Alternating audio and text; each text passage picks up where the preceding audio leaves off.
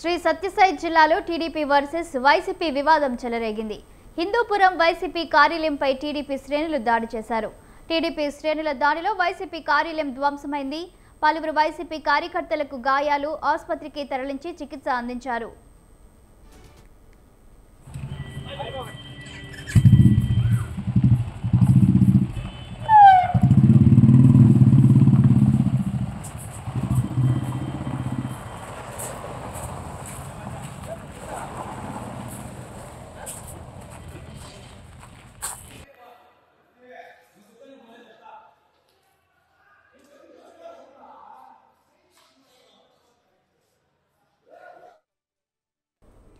శ్రీ సత్యసాయి జిల్లాలో TDP versus YCP వివాదం చెలరేగింది. హిందూపురం వైసీపీ కార్యాలయంపై టీడీపీ శ్రేణులు దాడి చేశారు.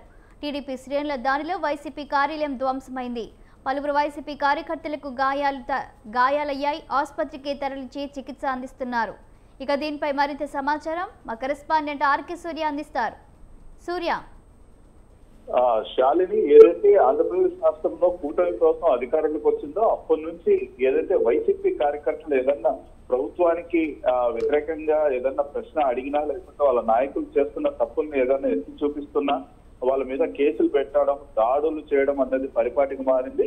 ఈ క్రమంలోనే ఈ రోజు శ్రీ సత్యసాయి జిల్లా హిందూపురం నియోజకవర్గంలో ఎమ్మెల్యే నందమూరి బాలకృష్ణపై ఈ రోజు మధ్యాహ్నం వైసీపీ సమన్వయకర్త దీపిక భర్త వేణుగోపాల్ రెడ్డి అనుచిత వ్యాఖ్యలు చేశారంటూ స్థానిక టీడీపీ నాయకులు ఆగ్రహానికి గురయ్యారు. అదే కోపంతో ఊగిపోతూ టీడీపీ కార్యకర్తలు నేరుగా హిందూపురంలోని వైసీపీ పార్టీ కార్యాలయాన్ని చేరుకొని పార్టీ ఆఫీస్ లోని ఫర్నిచర్ ను మొత్తం ధ్వంసం చేశారు. ఈ టీడీపీ నాయకుల కార్యాలయానికి ఉన్న అద్దాలను ధ్వంసం చేసి మా ఎమ్మెల్యే బాలకృష్ణపై అనుచిత వ్యాఖ్యలు చేసే ధైర్యం మీకుందా అంటూ ఒక్కసారిగా బూతులతో రెచ్చిపోయారు. ఆఫీస్ లోపల ఫర్నిచర్ తో పాటు కూలర్లు, చైర్లు, టేబుల్లు, అదే విధంగా వైఎస్ఆర్ రాజశేఖర రెడ్డి విగ్రహాన్ని కూడా అత్యంత దారుణంగా ధ్వంసం చేశారు. అదే విధంగా బయట పార్కింగ్ లో ఉన్న వైసీపీ పార్టీ ప్రచార వాహనాన్ని కూడా ధ్వంసం చేశారు. దాంతో వాహనానికి ఉన్న అద్దాలు మొత్తం ధ్వంసం అయిపోయి ఈ ఘటనలో వైసీపీ కార్యకర్త లోకేష్ కూడా తీవ్రంగా గాయపడ్డారు. ఈ రోజు ఉదయం ఎమ్మెల్యే బాలకృష్ణ హిందూపూర్కి చేరుకున్నారు. ఆయన నియోజకవర్గంలో వివిధ అభివృద్ధి కార్యక్రమాల్లో భాగంగా పాల్గొనడానికి వచ్చారు. ఈ క్రమంలో వైసీపీ నాయకులు కూడా ఒక సమావేశాన్ని నిర్వహణ చేసుకున్నారు. ఈ క్రమంలో వైసీపీ నాయకులు అంటే బాలకృష్ణ కేవలం ఏదో అలా గెస్ట్ గా వచ్చిపోతారు తప్ప ఇక్కడ పెద్దగా కార్యకర్తలకి లేకపోతే ఓట్లేసి గెలిపించిన ప్రజలకి అందుబాటులో ఉంటాడు అనే అర్థం వచ్చేలాగా అతను సమావేశంలో మాట్లాడడం జరిగింది. అంటే రాజకీయాల్లో ఉన్నప్పుడు సహజంగా కూడా ఏదైతే పార్టీ కార్యకర్తల సమావేశాల్లో సహజంగా ఇటువంటి జరుగుతుంటాయి. అయితే దీన్ని ఈ చిన్న విషయాన్ని ఇంత తీవ్రంగా తీసుకునేసి టీడీపీ కార్యకర్తలు వైసీపీ కార్యాలయంపై దాడి చేయడం అన్నది ఏంటంటూ సామాన్య ప్రజలు సైతం విస్తుపోతున్నారు. ఈ దాడిలో టీడీపీ కార్యకర్తలు చింటూ, యుగంధర్, ప్రవీణ్, రాము, బాల్చి తదితరులు ప్రముఖంగా పాల్గొన్నట్టు వైసీపీ వర్గాలు చెప్తున్నారు. ఈ విషయం తెలియగానే వైసీపీ జిల్లా అధ్యక్షురాలు ఉషా శ్రీచరణ్ కూడా హిందూపురం చేరుకొని పార్టీ కార్యాలయానికి చేరుకొని పరిశీలించారు. ఈ దాడిని ఆమె చాలా దుర్మార్గమైన చర్య అన్నట్టు పేర్కొన్నారు. అదే విధంగా కార్యాలయం మొత్తం కలిగి తిరిగి చూశారు. మొత్తం ఫర్నిచర్ అంతా ఒక రౌడీలాగా, గూండాల్లాగా వచ్చి దాడి చేయడం ఏంటి అన్నట్టు ఆమె చాలా ఆశ్చర్యానికి గురి కావడం జరిగింది. అదే విధంగా గతంలో వైసీపీ హయాంలో కూడా దాదాపుగా 5 సంవత్సరాలు రాష్ట్రంలో పరిపాలన చేస్తాం. ఏనాడు కూడా ఏ పార్టీ కార్యాలయమైనా కూడా ఈ విధంగా దాడి చేసిన చరిత్ర వైసీపీకి కాదు. కానీ ఈ కూటమి ప్రభుత్వం ఎందుకు ఇలా ప్రవర్తిస్తోంది అన్నట్టు ఆమె అసలు అసహనాన్ని వ్యక్తం చేశారు. ఈ విషయాన్ని జిల్లా కలెక్టర్, జిల్లా ఎస్పీ దృష్టికి కూడా తీసుకెళ్లి తప్పనిసరిగా లీగల్ గా ఫైట్ చేస్తామన్నారు. ఈ జరిగిన దాడిపై కూడా తప్పనిసరిగా న్యాయ పోరాటం చేస్తామని పేర్కొన్నారు. కానీ సూర్య, గతంలో టీడీపీ కార్యాలయాన్ని కూడా ధ్వంసం చేసిన వార్తలను మనం చూసాము. కానీ ఏ పార్టీ అధికారంలో ఉంటే ఆ పార్టీ కార్యకర్తలు ఈ విధంగా చేయడాన్ని ఎలా చూడాలి? వీళ్ళు సామాన్య ప్రజలకు ఏం చెప్తున్నారు? వీళ్ళే రౌడీలు, గూండాల్లాగా వ్యవహరిస్తే వీళ్ళు జనాలకి ఏం చెప్తున్నట్టు అసలు?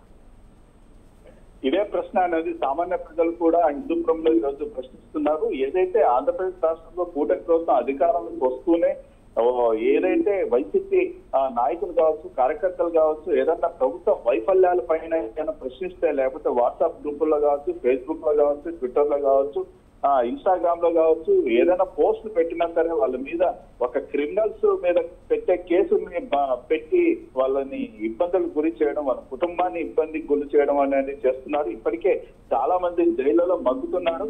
అసలు వాళ్ళకి ఎందుకు మమ్మల్ని అరెస్ట్ చేశారు, ఎందుకు ఇబ్బంది కలిగిస్తున్నారు అని కూడా తెలియని పరిస్థితుల్లో కూడా ఉన్నారు.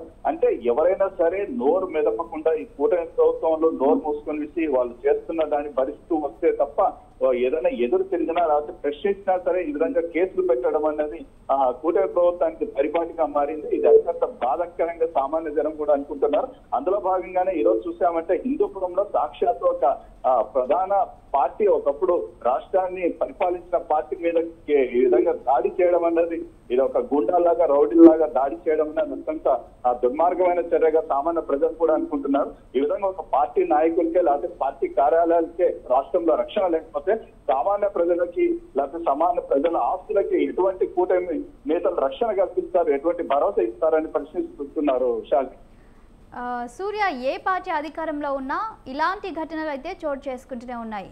ఇక్కడ చూస్తే కార్యకర్తలు కేవలం ఆవేశంతో ఈ విధంగా చేస్తున్నారు అనుకోవచ్చా, లేదంటే పార్టీ నాయకులే ఎంకరేజ్ చేస్తున్నారు అనుకోవచ్చా?